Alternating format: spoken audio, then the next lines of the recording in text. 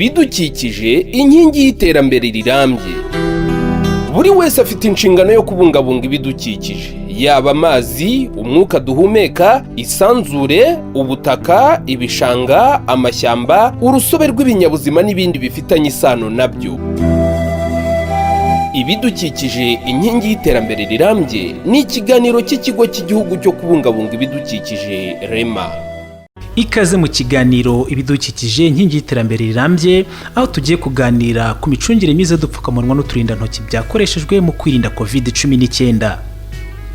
Muri iki gihe yugarijwe n'icyorezo cya coronavirus, kwambara agapfukamunwa n'uturindantoki nimwe mu ngamba zo gukumira ikwirakwira ry'iyi ndwara, ari niyo mpamvu nyamukuru utu dukoresho dukomeje gukorwa ku bwinshi ku isi. Mu Rwanda hamaze kwemererwa inganda 39 zaho uburenganzira bwo gukora udupfukamunwa mu bitambaro, n'eshatu zikora udukoreshwa n'abaganga tuzwi nka medical mask mu ndimi z'amahanga. Izi zose mu kwezi zirakora turi hagati ya miliyoni 12 na 16. Utwo dupfukamunwa tumwe dukozwe mu gitambaro, utundi dukozwe mu gikoresho kigizwe na plastike cyitwa polypropylene. Utu dukozwe mu mwenda tumeswa buri masaha 6 bigakorwa inshuro byibuze 5. Ubwo bivuze ko ukambaye wese agomba kugasimbuza nyuma y'umunsi umwe n'amasaha 6 gusa, akagasukura ubundi akakajugunya. Naho dukozwe muri polypropylene dukoreshwa inshuro imwe gusa ubundi tukajugunywa. Aha twakibaza two turindantoki n'udupfukamunwa twakoreshejwe twahumekewemo twagiye mu mikorobe zitandukanye tujugunywa. Ese birekwiye ko tujugunywa habonetse hose? Ese nanone birekwiye ko tuvangwa n'indi myanda ikomeye?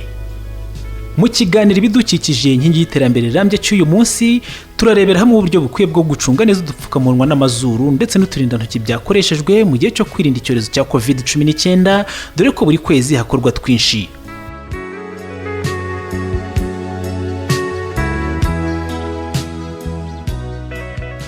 Ikaze nanone mu kiganiro ibidukikije inkingi y'iterambere rirambye, tureberamo hamwe uburyo bwo gucunga neza udupfukamunwa twakoreshejwe ndetse n'uturindantoki. Mu Rwanda kimwe n'ahandi henshi ku isi, udupfukamunwa n'uturindantoki twakoreshejwe tugomba gukurwaho mu buryo budakwirakwiza indwara ndetse ntibunangiza ibidukikije. Bityo rero hakenewe uburyo bwiza bwo gucunga twamaze gukoreshwa kugeza igihe tuzagerezwa habugenewe. Tekereza udupfukamunwa tugera cyangwa turenga miliyoni 16 dukorwa buri kwezi, kandi tugasimbuzwa tujugunywa habonetse hose mu gihugu uko cyaba gisa cyangwa se ibyo twakangiza. Udupfukamunwa n'uturindantoki twakoreshejwe tudacunzwe neza byatanga icyo cyo kwanduza ubutaka, kuko ari imyanda ikomeye kandi kabitabura vuba. Twajya amasoko y'amazi tukangiza, twaziba imiferege y'amazi bikaba byateza isuri bikaduteza ibiza. Ndetse yemwe igihe udutwi tutabyemerewe kuko bikorwa hakoreshejwe ibyuma byabugenewe, uba wangije ikirere ukaba wateza indwara z'ubuhumekero benshi nawe utiretse. Mu rwego rwo kurinda umuryango nyarwanda, urusobe rw'ibinyabuzima n'ibidukikije muri rusange, ikigo cy'igihugu cyo kurengera ibidukikije mu Rwanda REMA cyashyizeho amabwiriza ngenderwaho yifashishwa n'abantu bose bari mu Rwanda mu gucunga neza udupfukamunwa n'uturindantoki twakoreshejwe hirindwa gukwirakwiza COVID-19. Ikigo REMA kivuga ko tunangiza ibidukikije. Ikintu iyo kitabura, iyo kigeze mu bidukikije ikivamo gishobora kuba impamvu yo kuba umwanda udasanzwe mu bidukikije, ku buryo aho wayirunze niba wabishyize ku butaka, ubwo butaka kongera kubukoresha ni ikibazo. Niba katabora karivanga n'ubwo butaka, imikoresherezwe yabwo iba ikibazo. Niba kagiye mu mazi karahagarika imitemberere y'amazi ku butaka, gashobora kwangiza ibintu byinshi kubera ko ubwako katabora. Umwanda rero iyo ugeze mu bidukikije ukwiye kububora ukavaho. Iyo utabora rero ubangamira urusobe rw'ibinyabuzima mu bidukikije. Itegeko nomero 48 akarongo kaberamye 2018 ryo kwa 13 z'ukwezi kwa 8 2018 rigenga ibidukikije, ingingo ya 18 y'iri tegeko igena imicungire y'imyanda ikomeye, ivuga ko nta muntu wemerewe kumena imyanda ikomeye ahantu hatabugenewe.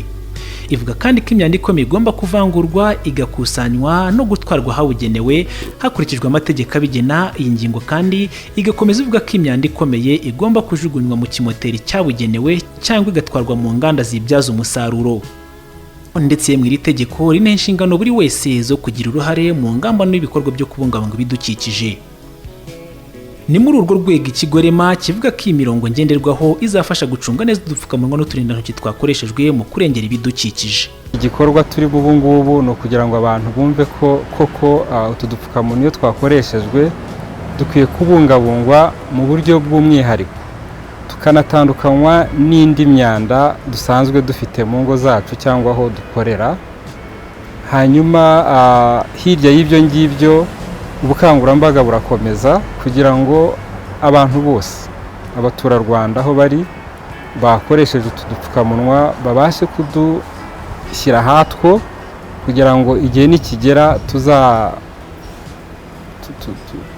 tuzatujyana aho tugomba kujya, kuko kuba dutekereza ko twanduye, kuba dutekereza ko tugeze mu bidukikije tutabora, dukeneye uburyo bwihariye bwo kutuvanaho. Final disposal yatwo ikwiye gukorwa mu buryo bunyuranye n'ubwa ya myanda dusanganywe. Birakwiye ko buri muturarwanda agira indangagaciro y'isuku, akirinda kujugunya udupfukamunwa n'uturindantoki twakoreshejwe habonetse hose, kandi ntatuvange n'indi myanda isanzwe yo mu ngo, kuko buri munyarwanda agomba kugira umuco wo kuvangura imyanda iteka ryose.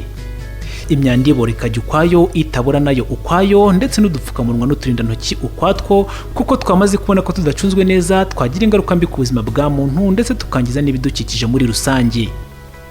Ni muri urwo rwego kandi bikwiye ko aho dukorera, mu masoko n'ahandi hose hakorerwa imirimo itandukanye, hateganywa ahantu habugenewe mu kubika udupfukamunwa n'uturindantoki twakoreshejwe tutavangwa n'iyindi myanda. Mu gihe ushyinguye by'agateganyo utwo dupfukamunwa n'uturindantoki, ugomba kudushyingura mu gikoresho kidatose cyangwa se kidafite ubuhehere.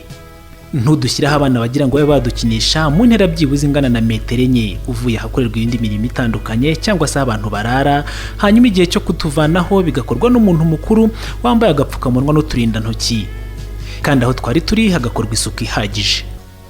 Hashyizweho kandi uburyo udupfukamunwa n'uturindantoki twakoreshejwe tugomba kugira dukusanyirizwa nyuma yo kuvanwa mu ngo, ahakorerwa ubucuruzi, aho abantu bakorera imirimo itandukanye, cyangwa se ari hose hahurira abantu benshi ari hahakurikira.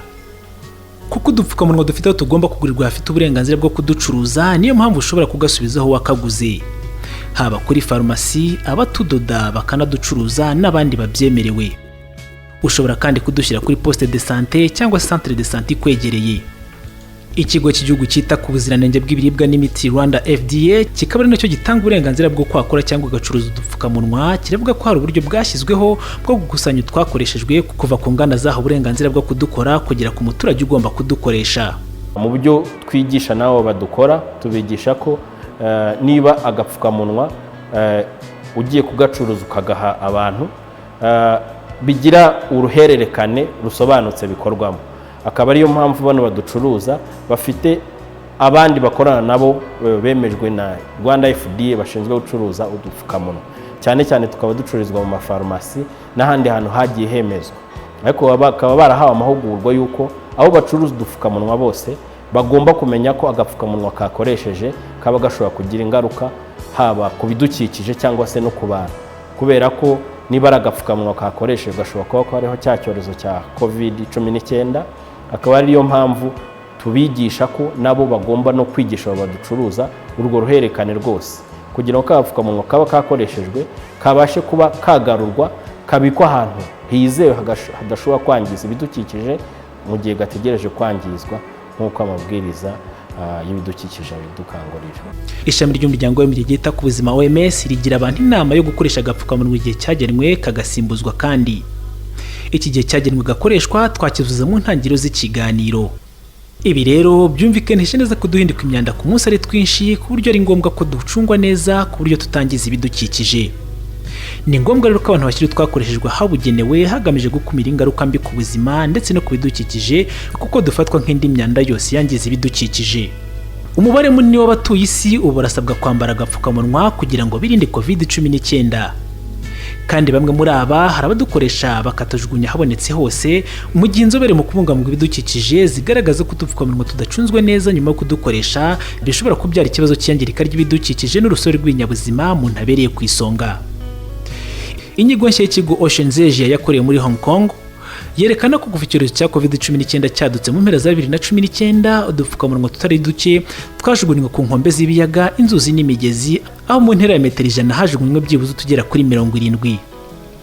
Ibitanga igisobanuro cy'uko tunyanyagijwe mu bidukikije hirya no hino.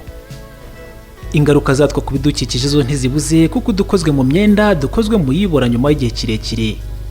naho dukozwe muri polypropylene abahanga bavuga ko ari ikinyabutabire kitabora, ahubwo ngo kigabanya mu duce duto duto tuzwi nka petite particule mu gifaransa, kandi utu duce duhitana ikinyabuzima cyose kituriye nk'amafi umuntu akenera kenshi mu mafunguro. Ibisobanuye ko umuntu atagapfukamunwa mu mazi uyu munsi ejo bundi akakarya mu ifi, ibi bikamukurira ingaruka z'igihe kirekire ku buzima bwe. Ikigo Oceans Asia giteye impungenge n'inyamaswa z'inyamabere, utunyamasyo kimwe n'inyoni zo mu mazi zisaga miliyoni 1 zipfa buri mwaka zihitanwe n'utu tumanyu turimo n'utw'izindi plastike. Icyakora biri amahire mu Rwanda kuko hashyizweho uburyo bwiza bwo gucunga utu dupfukamunwa n'uturindantoki twakoreshejwe.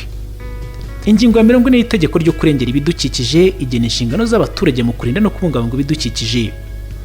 Ivuga ko abaturage bagomba kurinda, kubungabunga no guteza imbere ibidukikije, haba umuntu ku giti cye cyangwa abikoreye mu bikorwa rusange, ndetse bakanamenyesha ubuyobozi bubifitiye ububasha ikintu cyose gishobora kugira ingaruka ku bidukikije. Ku ruhande rwa bamwe mu baturage bavuga ko amabwiriza yo gucunga udupfukamunwa n'uturindantoki twakoreshejwe ikigo cy'igihugu cyo kurengera ibidukikije REMA bayazi, ndetse ko bari kuyakurikiza haba iwabo mu ngo, aho bakorera ndetse n'aho bagenda.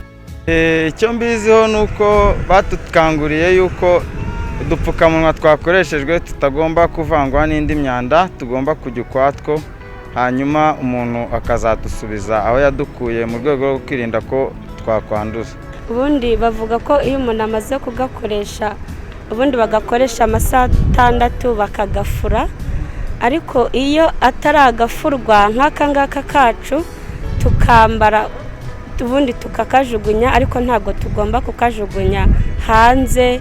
Hari puberi yabugenewe tugomba kubujugunyamo, tuba tubifite natwe mu ngo zacu, ariko tutayivanze na bya bishingwe dukoresha mu ngo. Ibyo bimoteri tugenda tukajugunyamo utwo dupfukamunwa tuba twakoresheje biba biri ukwabyo, tukagira iby'imyanda ukwabyo, tukagira n'utu tuntu tuba twakoresheje ukwatwo. Dutekereza ko ushobora byakanduza abandi, ariko urumvikana ko tuzajya tubufata tukadushyira ahantu kugira ngo tubashe kudusubiza ahantu twatuguriye mu farumasi n'ahandi. Agapfukamunwa n'uturindantoki bifite uruhare runini mu gukumira ikwirakwira rya COVID-19, ariko kandi uburemere bw'ingaruka udupfukamunwa n'uturindantoki twakoreshejwe dushobora kugira ku bidukikije igihe tudacunzwe neza zose izo kwirengagiza kuko zototerana muntu.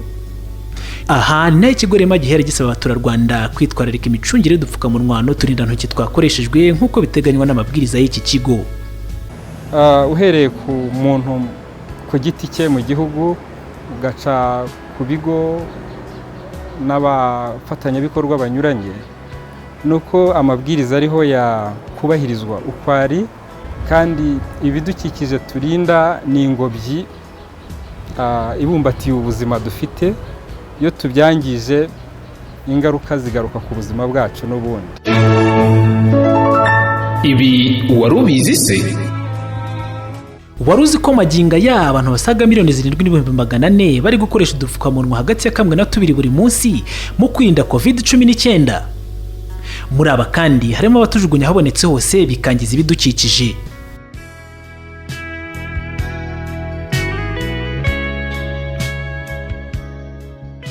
Dusoza ikiganiro ibidukikije n'iterambere rirambye cya none, nakwibutsa ko kwambara agapfukamunwa n'uturindantoki ari ingenzi kuko birinda ikwirakwira ry'icyorezo cya COVID-19. Ariko ndanakwibutsa ko igihe udupfukamunwa n'uturindantoki twakoreshejwe tudacunzwe neza, duhinduka umwanda wangiza ibidukikije kuko twinshi muri two tutabora.